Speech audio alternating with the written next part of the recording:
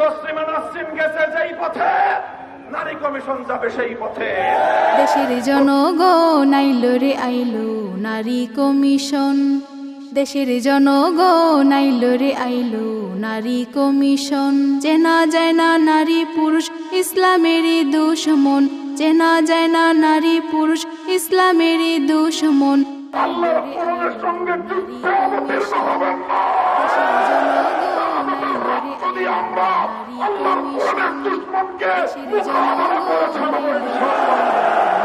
Commission পতিতাকে চাই যে শ্রমিক মানে না ইসলামী আইন, মানে না কোরআন হাদিস, মানে এনজিও আইন।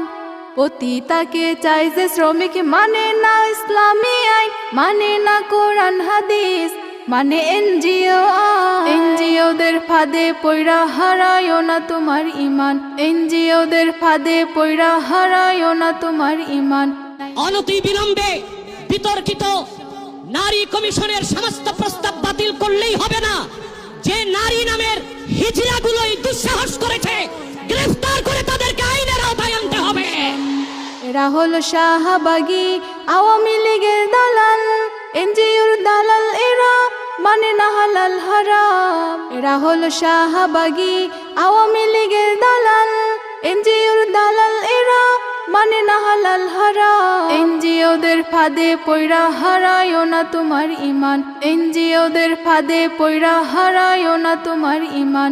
আইলো রে আইলো নারী কমিশন, দেশের জনগণ আইলো রে আইলো নারী কমিশন। চেনা যায় না নারী পুরুষ ইসলামেরই দুশমন, চেনা যায় না নারী পুরুষ ইসলামেরই দুশমন। নাস্তিকদের দালালেরা হুঁশিয়ার, এনজিওদের দালালেরা হুঁশিয়ার। দেশের জনগণ আইলো নারী কমিশন, দেশের জনগণ আইলো রে আইলো নারী কমিশন।